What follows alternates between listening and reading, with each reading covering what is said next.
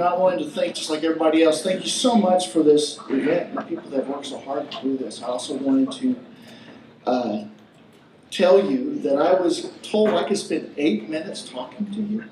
I told Michael Hope that I would be stoned by you if I took 8 minutes to do that, because I looked on what we were looking at and saw that so many people are here.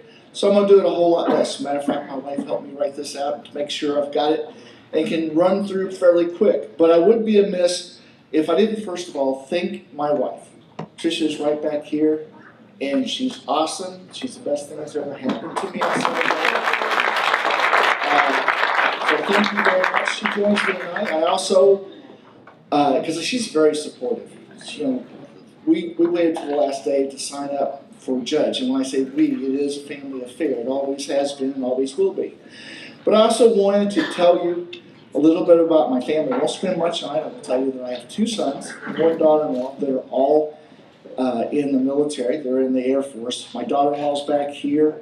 She is just awesome. She and my son spent 6 months last year in the Middle East away from each other. They weren't on a vacation, trust me, but they weren't anywhere around. And I've got my mother-in-law, Barbara Last, is back here. She has always been a support. So it's always a family affair, and I greatly appreciate all the people that are supporting me. The biggest problem I have is that I have 2 precious military granddaughters who with their parents are serving in Okinawa, Japan. So over the last 8 years, my family has turned into a very big military family. But I wanted to let you know, I've wanted to serve people as an attorney really since I was a young fellow. I've always wanted to do this, but it almost didn't become a reality because at age 9 I was accidentally run over by my brother who was driving a 1959 Ford Edsel that landed up on top of my shoulder, which weighs more than a couple of tons. That happens.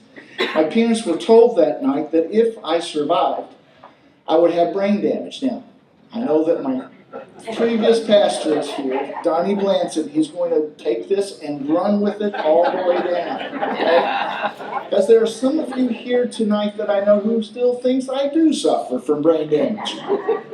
But, by the grace of God, really, I was the first one to go to college out of my family. I went to Evangel University where I met my awesome wife. I was the first one who went and got my master's degree in political science, which was basically involved in constitutional law. I then went to Tulsa, went to ORU, went to law school there. I was 11th in my class and graduated with honors. Through the years, I've had the opportunity to teach young people about the law. I had the privilege of teaching students at Evangel University in constitutional law and judicial process for 20 years. I've also had the opportunity to instruct many classes for law enforcement officers at Drury University, as well as dealing with Springfield Police Department officers for about 10 years. As some of you may know or may remember, I was an assistant prosecutor in Greene County for 14 and a half years, where I spent most of my time in the courtroom as a line prosecutor. Then I had the privilege of being elected the Christian County prosecutor for 2 terms. And after leaving the prosecutor's office here in Christian County, I've worked over the last 8 years doing family law to criminal law to a little bit of everything. And somebody used to ask me what type of law I practice. I used to say front door justice. And they would go, what are you talking about? I said, well, whatever comes in the front door that day, that's the law I practice. So I've kind of done that for the last 8 years. But one of the things, and one of the reasons I'm running for judge is because you need to have a tremendous amount of courtroom experience. You need to have knowledge of the law. You need to be able and necessary to be an effective and efficient judge. One of the things you really do need to do is have a lot of time in the courtroom and being able to listen to the people and understand what they're saying. You see, I've tried over 200 jury trials. And I'm one of those only very, very few prosecutors who would have not only a first-degree murder jury trial, but a death penalty as a prosecutor as punishment. So I've done a little bit of everything.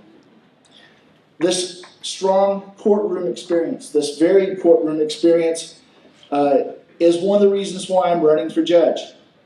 I've gained this over the past 33 years of practice in 2 different states.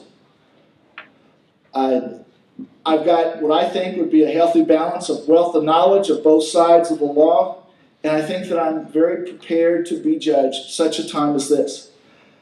Folks, I'll be your experienced and balanced judge. I would love the opportunity, quite honestly, to serve Christian County one more time and be able to do the work that I would do as a judge. And folks, August 7th, I need your vote. So thank you.